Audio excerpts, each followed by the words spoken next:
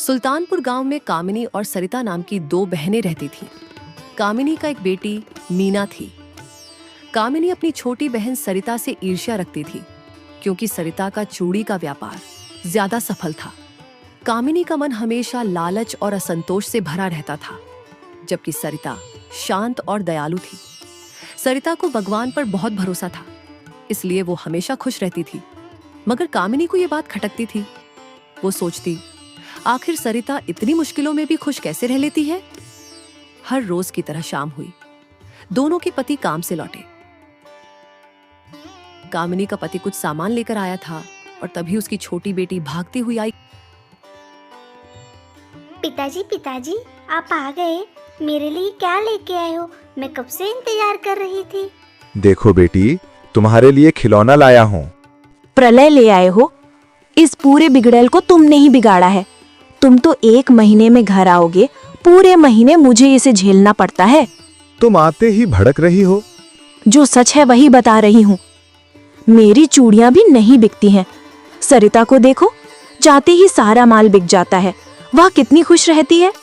वो तुम्हारी छोटी बहन है, फिर भी तुम उससे इतना चिढ़ती हो। वो खुश है तो तुम्हें भी खुश होना चाहिए। ऐसी क्या बात है जो तुम उसकी तारीफ कर रहे हो? तुमसे बहस करना ही बेकार है। दूसरी तरफ सरिता का पति भी घर आ गया और उसके लिए चूड़ियां लाया।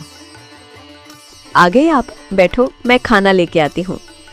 हाँ हाँ भाग्यवान, आज तो बहुत भूख लगी है, जल्दी जल्दी लेके आओ। भाग्यवान, मुझे तुम्हें कुछ बताना है, मुझे माफ कर देना। मैं इस बार भी पैसे बचा के नहीं ला पाया। तो क्या हुआ? कोई बात नहीं। तुम मेरी बात समझ नहीं रही हो सरिता। मुझे वो तुम्हारे लिए साड़ी लेके आनी थी क्योंकि वो बहुत ही ज़्यादा सुंदर थी और तुम्हें भी तो साड़ी लेनी थी। अब मैं क्या ही करूं, बहुत ही लाचार महसूस कर रहा हूं। इस बार तो मैंने भी कम पैसे कमाए हैं। जिनके पास पैसे नहीं थे, मैंने उनको ऐसी ही चूड़ियां बेच दी। वाह सरिता, ये तो बिल्कुल सही किया तुमने। मगर इस बार मैं पैसे पक्का लाऊंगा और तुम्हारे लिए साड़ी लेके आऊंगा। हमसे जितना हो सके हमें दूसरों की मदद करनी चाहिए ना। तो इससे भी हमारा कोई बच्चा तो है नहीं, तो हम ज्यादा पैसों का क्या करेंगे। वाह सरिता, तुम्हारे जैसी पत्नी भगवान सबको दे। तुमने मुझे महसूस ही होने नहीं दिया कि मैं तुम्हारे लिए कुछ लाया नहीं हूँ और मेरी मुसीबत के समय हमेशा मेरा साथ देने के लिए मैं बहुत शुक्रगुजार हूँ।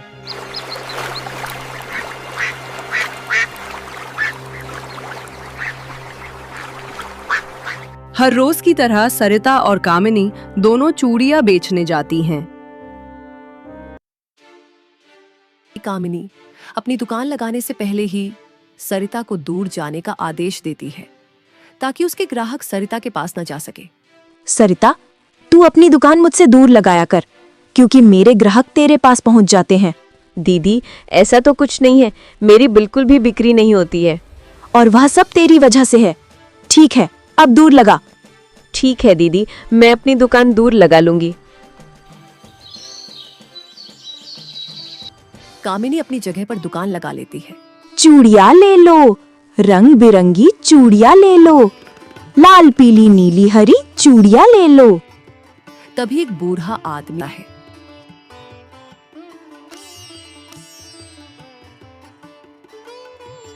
बेटी, मेरी पत्नी के लिए जी हरी और लाल वाली चूड़ियां दे दो, मुझे उसके लिए लेके जानी है। ये 30 रुपए की है। क्या तेरे पास इतने पैसे हैं भी? नहीं बेटी, मेरे पास सिर्फ 20 रुपए हैं। तुम मुझे 20 रुपए की ही चूड़ी दे दो, मेरी पत्नी को बहुत पसंद है। चल यहाँ से, जल्दी, मुझे रोक मत। बेटी, मेरी पत्नी बहुत बीमार है, थोड़ा तो तरस करो। 20 रुपए की चूड़ी दे देती तो क्या होता। कामिनी उस बूढ़े आदमी को डांट कर भगा देती है। क्या पता वो सामने वाली औरत ही चूड़ियां दे दे 20 रुपए में। बेटी, मेरी पत्नी बहुत बीमार है, वो चल नहीं सकती। मेरे पास 20 रुपए हैं, मुझे 20 रुपए की चूड़ियां दे दो। बाबा, ये चूड़ियां तो मेरी तरफ से अपनी पत्नी के लिए ले जाना। वो मेरी माँ जैसी है।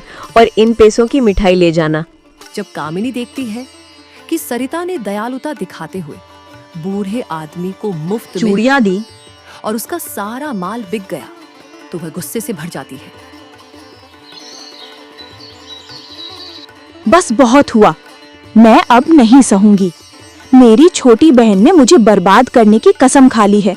जरूर इसके पास कोई जादुई शक्ति है। कामिनी सरिता का राज जानने की कोशिश में लग गई। हर रोज की तरह कामिनी और सरिता अपनी चूड़ियां बेचने गई थी। तभी वो बूढ़ा आदमी हाथ में एक गठरी लेकर आया। जे लो बेटा, ये तुम्हारे लिए मेरी पत्नी ने भेजा है।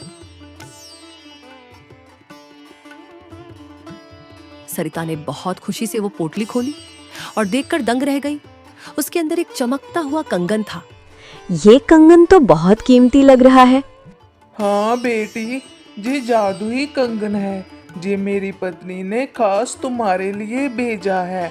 और कल जो तुमने जो इंसानियत दिखाई, ये उसी का फल है बेटी। इतना बोलकर बूढ़ा आदमी वहां से गायब हो गया। सरिता ने वो कंगन चूड़ियों के ऊपर रख दिया और कुछ ही समय में सारी चूड़ियां सोने में तब्दील हो गईं। उसने ये खुशी अपनी बहन कामिनी को बतानी चाहिए। ये क्या हुआ? चलो दीदी को बताती हूँ। सरिता दौड़कर अपनी बहन के पास चली गई और उसको सारी बात बताई। कामिनी ये जानकर कि सरिता को एक जादुई सोने का कंगन मिला है, तुरंत उस पर अपना हक जताने लगती है। सरिता, इस कंगन पर मेरा हक है। लेकिन ऐसा क्यों दीदी? वह बूढ़ा आदमी सबसे पहले मेरे पास आया था। मैंने ही उसे तेरे पास भेजा था, इसीलिए ये कंगन मेरा हुआ ना। तेरे तो बच्चे भी नहीं हैं, तो तू क्या करेगी इसका? नहीं दीदी, ये कंगन मेरा ही है। अगर आपको सोने की चूड़ियां चाहिए तो वो दे दूंगी। कामिनी जबरदस्ती सरिता से वह कंगन छीन लेती है। आखिरकार भगवान ने मेरी सुन ही ली है। सच कहते हैं, भगवान जब देता है छप्पड़ फाड़ के देता है। और भगवान ने आज मुझे बहुत दे दिया। अब सारी चूड़ियां सोने की बनाएगी और कल चूड़ियां खरीद ले आएगी। वाह, मजा आ गया। कामिनी लालच में अंधी होकर जल्द से जल्द अमीर बनने के लिए अपने घर के सारे पैसे और चूड़ियां एक जगह जमा कर देती है और कंगन को उनके ऊपर रख देती है। लेकिन कंगन का जादू अलग तरह का था। उसने कमनी के सारे माल में आग लगा दी और सब कुछ राख हो गया। कामिनी सिर पकड़कर रोई और चिल्लाई। उसका असंतोष और लालच ही उसकी बर्बादी का कारण बन गया। उसे देर से ही सही, पर अपनी गलती का एहसास हुआ। और इधर सरिता अपने पति के साथ और खुशी से रहने लगेगी। इसलिए कहते हैं, लालच कभी नहीं करना चाहिए। भगवान ने जितना दिया, हमें खुश रहो।